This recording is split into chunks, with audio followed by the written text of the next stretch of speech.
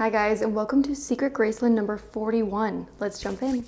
Let's start with a fun print. Here is a listing on Etsy for a vintage fabric pattern of couples square dancing on top of sheet music. This was sent to me by Perrine on Instagram. Her friend Ira found this and made an interesting Elvis connection.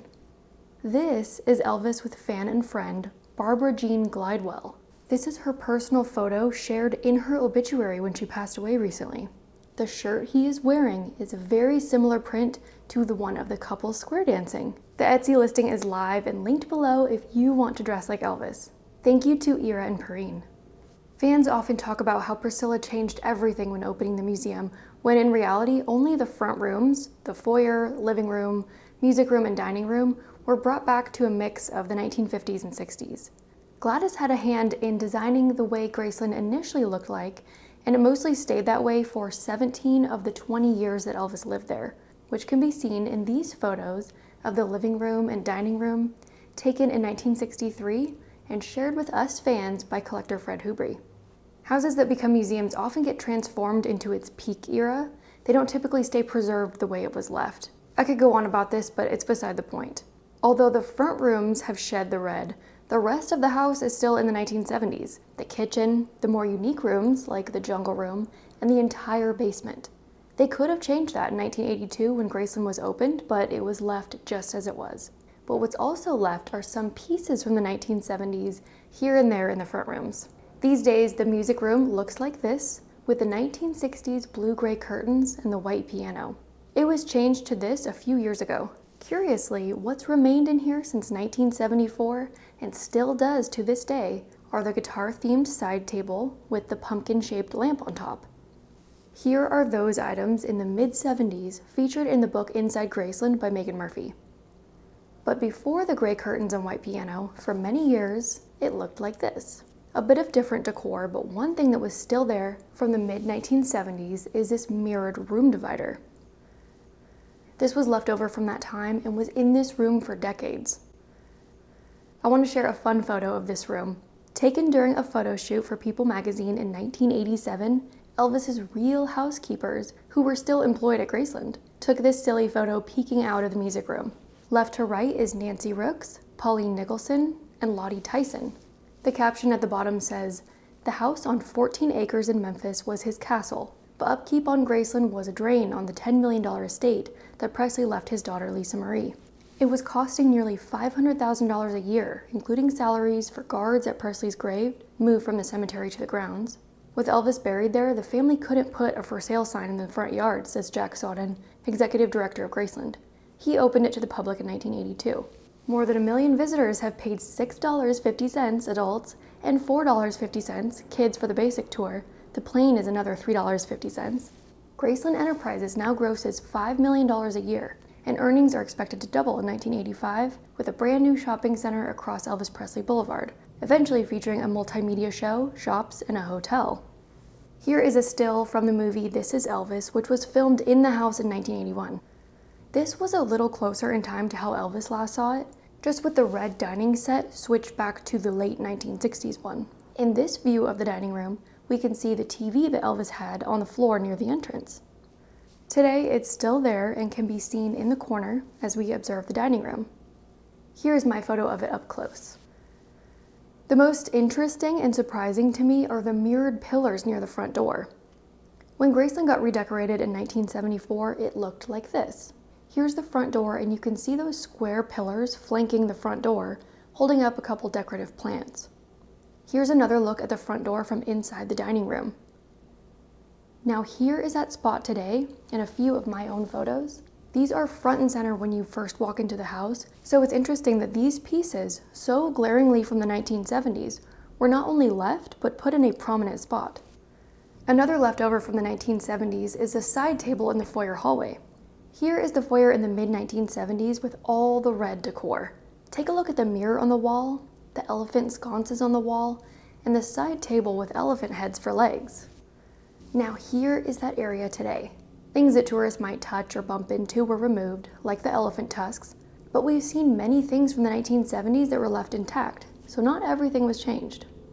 Recently, John Daly of the 𝐓𝐢𝐷 Blvd Pawn Shop had this 1982 Graceland program listed in his shop. This is what fans could get in the early years of touring the house.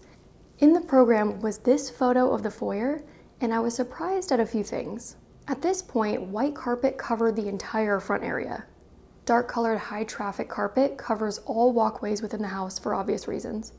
Lisa's baby picture, which is typically by the front door when you first walk in, is hanging at the bottom of the stairs. It was in this spot in 1981 during the filming of This Is Elvis as well. And Elvis's portrait is hanging on the wall in the hallway next to the mirror on the right. The elephant table, which in the 1970s had all of its tusks, still had some of them here in 1982. Today, all have been removed so they don't stick anybody. Next, let's look at a surprising leftover from the 1950s. I have never noticed this, and I'm excited to take a peek at it on my next visit. Standing at the foot of the stairs, there's a little piece of the past peeking out near the bottom step. Viewer Misty so kindly sent this my way. There's a bit of that blue paint color from when the Presleys first moved in. Elvis had the downstairs rooms painted this soft blue color. This was taken in the living room, but this color covered the foyer too. In this picture, you can see the bottom of the metal pole that holds the ropes blocking the staircase. Don't move or touch anything, just use your eyes, and you can see that blue showing up underneath the carpet. Thank you, Misty, for sharing this with us. We spent a lot of time in the front of the house. Let's go look at a few things in the kitchen. I believe this oven was a wedding gift to Elvis and Priscilla in 1967 from Vernon Presley. In the last Secret Graceland, we looked at different angles of the house that we don't normally see. If you missed that one, you can check it out in the link that popped up at the top and also in the description box below. We always see it protected behind plexiglass, but I came across some cool 1960s ads for it, and I thought it was interesting to see it in use and what Graceland looked like with activity in the kitchen. Here is a look at the kitchen from the 1990s that really surprised me. So the kitchen became part of the tour in 1995, so I assume this was around that time. Shared with us by John Daly of the 𝐓𝐢𝐷 Blvd Pawn Shop, this is a look that I have never seen before, and there are a few things that stand out. It appears that when the kitchen was set up for tours, it initially had plain Berber carpet. That oven panel was pulled out for fans to see. Recognize that white chair in the background? This and another one used to be in the foyer hallway in the mid-1970s after the house was redecorated. Now let's take a look up the kitchen staircase in this photo by my friend Brandon. The light was on this particular tour, so we can see an electrical panel on the left wall. That small door on the back wall likely leads to the pipes for Elvis's office bathroom, the one that the ladies would use.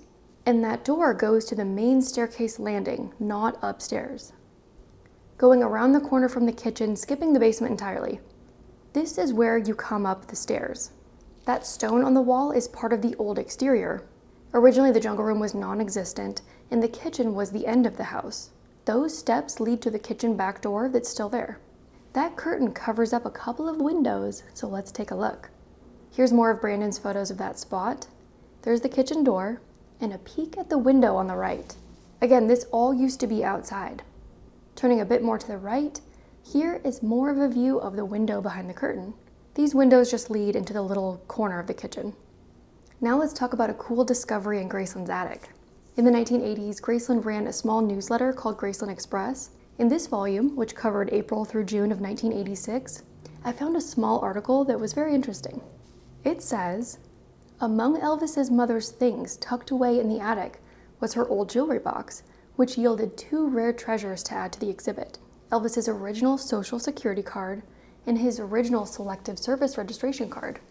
The attic is empty these days, but it must have been really cool to find these things in the early days of the museum. In 1986, both Rising Sun and Edmund the Pomeranian passed away, and there was an article dedicated to it in the newsletter. It says, "Farewell, little friend. About 10 years or so ago, Elvis added a new member to his household, a beautiful honey-colored Pomeranian dog named Edmund. Elvis was widely known for his love of animals: dogs, horses, monkeys, chimpanzees, peacocks, mules, you name it. All have had a home at Graceland at one time or another, and most of them seem to think just as much of Elvis as he did of them.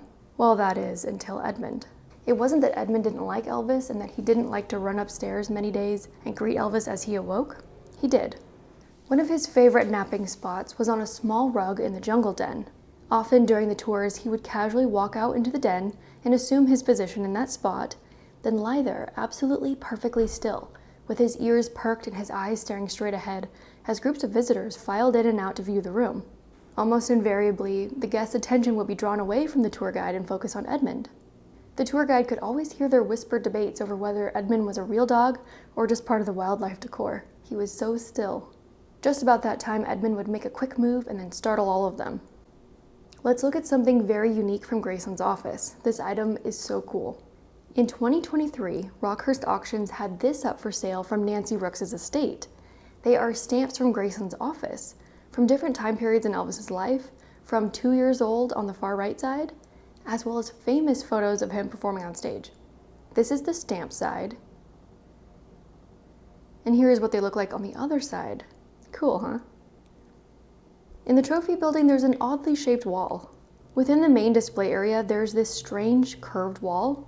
This is another of Brandon's photos. It's a leftover from the 1960s, but I'm not sure what its original purpose was. If you have any ideas, please let me know in the comments. While I was watching a video from the 1980s, they pan over the display area in the trophy building, and there's that weird wall that at that time was decorated with framed photos and fan art. Lastly, let's travel over to the complex across the street and check out a couple things I saw on a recent tour. I've never got to see this in person, I don't think, Elvis's leather guitar cover from the 1950s. It's currently in a display case near the Sun Studios exhibit. I loved being able to stare at it up close and see all of the intricate carvings and details. I thought this was really interesting. It's roughly the size of a postcard.